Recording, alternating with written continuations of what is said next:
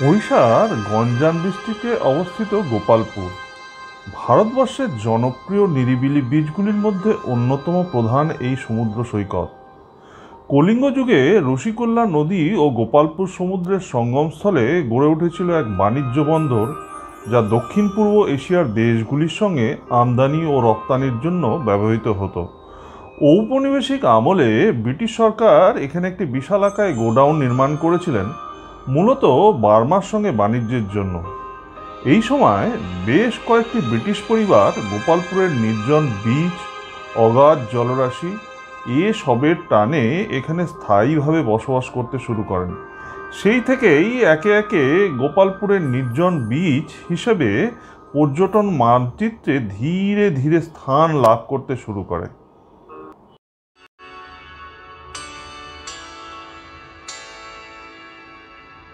নির্জন বিচ হলেও এখানে দীঘা বা পুরীর বিচের মতোই বিচের ধার দিয়ে রয়েছে অজস্র দোকান, খাবারের যেখানে কোনো কমই নেই। এখানে রয়েছে মাছ ভাজার দোকান, সঙ্গে রয়েছে রোল চাউমিনের দোকান, লোকাল কাঁকড়া এবং লোকাল নদীর মাছও আপনি এখানে পেয়ে যাবেন। সুতরাং খাদ্য রসিকদের একদমই এখানে এসে হতাশ হতে হবে না। নির্জন বিচে বসে গরম গরম চিকেন শোহারমা এটা কিন্তু আপনারা তাড়িয়ে উপভোগ করতে পারবেন এখানে। এছাড়াও এখানে যে কটা মিষ্টি আমরা খেয়েছিলাম তার মধ্যে বিশেষ করে উল্লেখযোগ্য হলো স্থানীয় ক্ষীর, পনির ও বেদানার সংমিশ্রণে তৈরি একটা মিষ্টি। এগুলো বিশেষ করে আমাদের বেশ ভালো লেগেছে। এছাড়া এখানে একটা বেনারসি পান পাওয়া যায়, সেটাও কিন্তু বেশ ভালো, আপনারা টেস্ট করতে পারেন।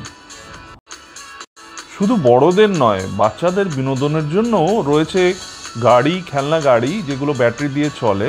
এছাড়াও ঝিনুকে নির্মিত বিভিন্ন ধরনের এখানকার লোকাল শিল্পীদের বানানো পুতুল রয়েছে, যেগুলো আপনারা সংগ্রহ করতে পারেন। গোপালপুরের বিখ্যাত লাইট হাউস, যা রাতের অন্ধকারে সত্যি দারুণ লাগে দেখতে। লাইট হাউসের ঠিক পাশেই রয়েছে স্টোরি লাইন ক্যাফে। যারা ক্যাফেতে সময় কাটাতে ভালোবাসেন তাদের জন্য একটা দারুণ জায়গা এটা। এখানে বসে ক্যাফে এনজয় করবেন সমুদ্রের আওয়াজ শুনতে শুনতে, যেটা এখানকার স্পেশালিটি। আর পাশেই লাইট হাউসের আলোটা যখন ঘুরবে, সেটা একটা মিলিয়ে সমুদ্রের আওয়াজ এবং সেই আলো সব মিলিয়ে একটা দারুণ পরিবেশ তৈরি করে, সত্যি কথা বলতে।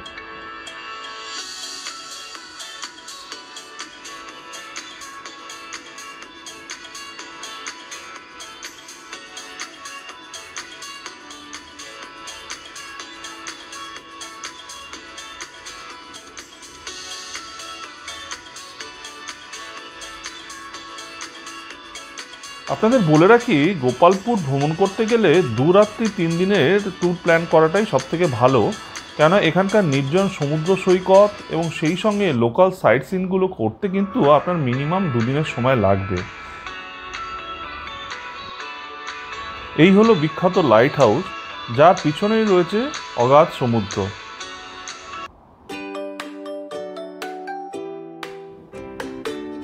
এবার আমরা ছিলাম মেফেয়ার পাম বিচ রিসর্টে।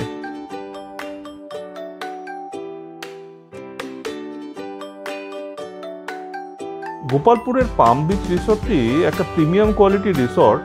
এখানে আমরা ছিলাম 3 রাত্রি 4 দিন। এটা নিজেই একটা এত সুন্দর প্রপার্টি, এখানে দেখার প্রচুর কিছু আছে এবং ঠিক সামনেই রয়েছে সমুদ্র সৈকত। সব মিলিয়ে কীরকম অনুভূতি ছিল আমাদের, সেটা আপনাদের সঙ্গে শেয়ার করছি।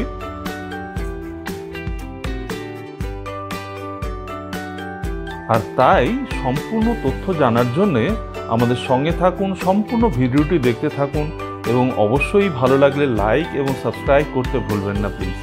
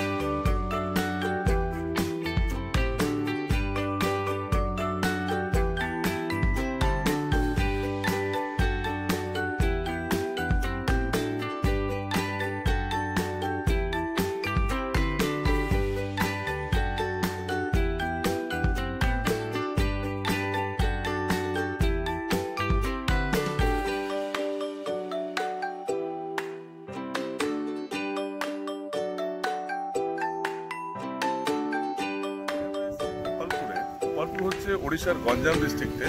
বেরহামপুর থেকে খুব কাছে এটাকে অ্যাক্সেস করা যায়। আমরা যে প্রপার্টিটায় রয়েছি সেটা হলো Mayfair. Mayfair one of the best property বললেই ভালো হয়, কারণ এর থেকে ভালো প্রপার্টি আমার জানা নেই। মেফেয়ার ভীষণ ভালো হোটেল। আমরা এই মুহূর্তে দাঁড়িয়ে আছি মেফেয়ারের লনে। হোটেলের ব্যাকগ্রাউন্ডটা দেখা যাচ্ছে আমার পেছনে। এই হোটেলের লনে দাঁড়িয়ে আছি। লনের মধ্যে এত কিছু রয়েছে, সুন্দর সুন্দর আর্কিটেকচারাল ক্রিয়েশন করা রয়েছে, প্লাস গাছগাছালি দিয়ে এত সুন্দরভাবে সাজানো, মনটা পুরো ভরে যায়। তো নিরিবিলিভাবে যদি কেউ একটা ভালো প্রপার্টিতে কিছুদিন কাটাতে চায়, probably Gopalpur is the best place and Mayfair is the best property according to us. Thank you. এবার আপনাদের সঙ্গে শেয়ার করছি মেফেয়ারের অনবদ্য ইন্টেরিয়রটা। তোলার আদর্শ জায়গা এটি।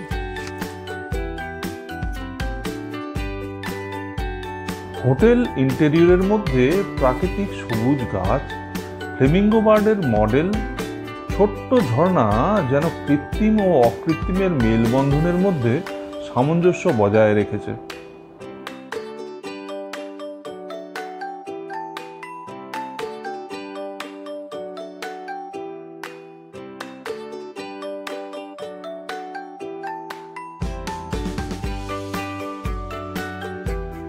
এবার চলুন দেখে নেওয়া যাক হোটেলের সুদৃশ্য সুইমিং পুলটি।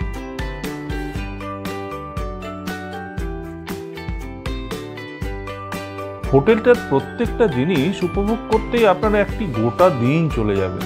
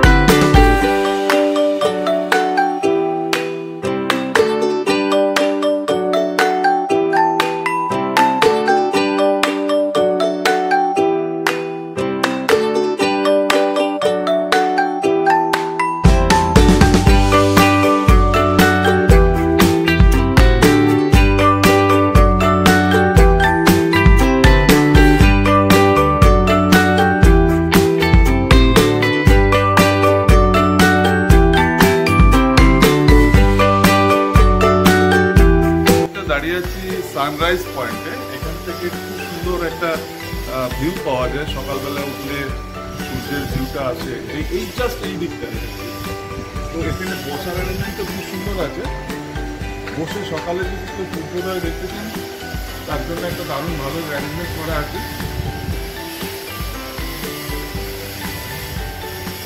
চারিদিকটা গাছ গাছালি এবং মাঝখানে যে জায়গাটা রয়েছে এটা হচ্ছে সোফা, সেন্টার টেবিল, অর্থাৎ চা খেতে খেতে সূর্যোদয় যদি দেখতে হয় প্রবাবলি এর থেকে ভালো জায়গা হয় না। এটা একটা really very good place to watch sunrise in the morning.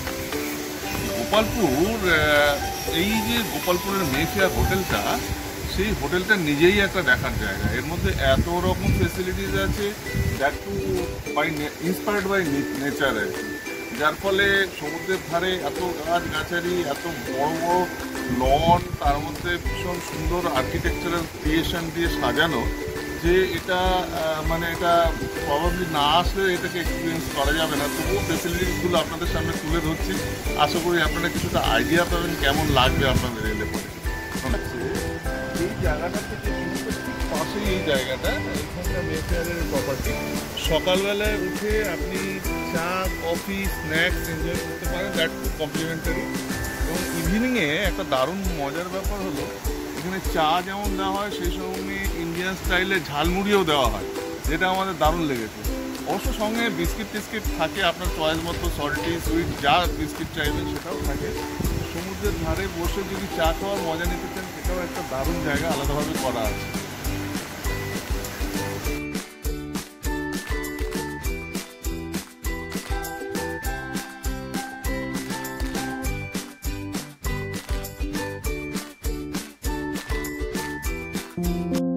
এবার আমরা ঘুরে দেখাচ্ছি সানসেট পয়েন্টটা। এরকম রিসোর্ট খুব কমই দেখেছি যেখানে সানসেট পয়েন্ট এবং সানরাইজ পয়েন্ট দুটো আলাদা করে রয়েছে, এবং সেটির ডেকোরেশনও পুরোপুরি আলাদা, যাতে যারা এখানে এসে থাকবেন তাদের সানসেট এবং সানরাইজ দুটোর ভিউই দারুণভাবে এনজয় করতে পারেন।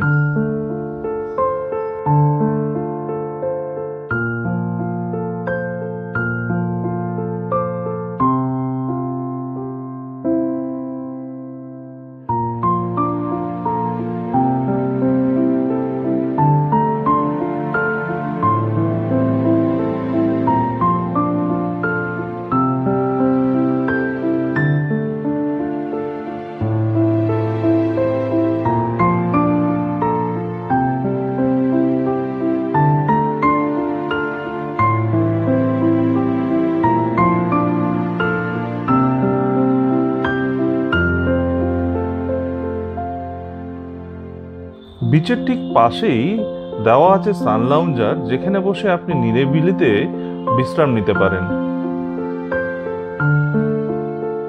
এছাড়াও আপনি যদি মনে করেন যে নিরিবিলি একান্তে গল্প করবেন, তার জন্য রয়েছে বেড উইথ টেন্ট ফ্যাসিলিটি।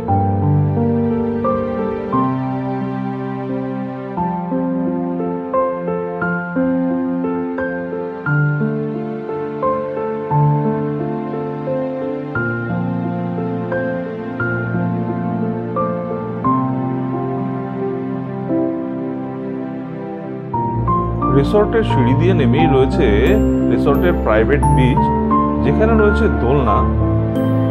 আর এই দোলনাতে বসে আপনি ছেলেবেলার স্বাদটাকে আবার পুনরায় জাগিয়ে তুলতে পারেন।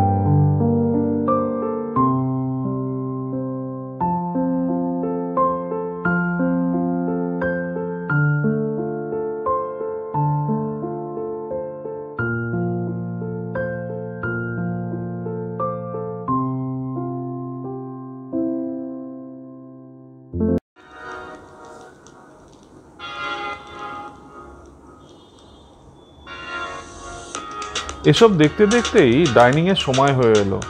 চলুন এবার এদের ডাইনিং প্লেসটা ঘুরে দেখে নেওয়া যাক।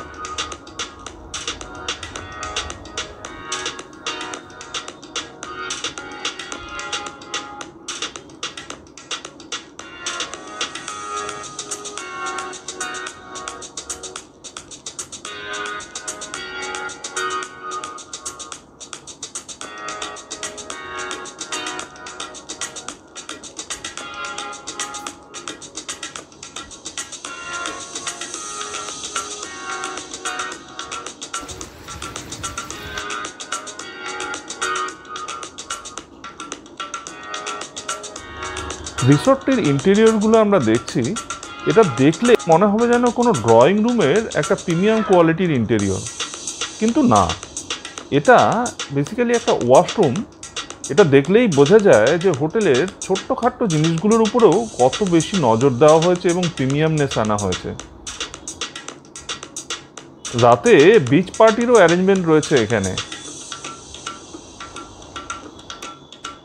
আপনারা যদি জীবনের বিশেষ মুহূর্তগুলো, বিশেষ দিনগুলো যদি উদযাপন করতে চান, তাহলে ক্যান্ডেল লাইট ডিনার ইত্যাদি যদি আপনাদের মনে কোনো বাসনা থাকে, তবে রিসোর্ট কর্তৃপক্ষকে জানালে আলাদাভাবে অ্যারেঞ্জমেন্ট করে দেওয়া হয়।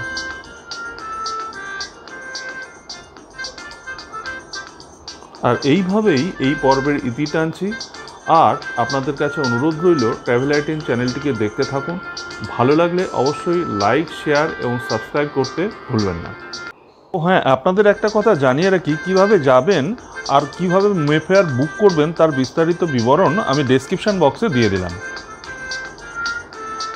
শিগগিরই আমরা হাজির হব নতুন ভিডিও নিয়ে। ততদিন আপনারা সবাই সুস্থ থাকবেন, ভালো থাকবেন।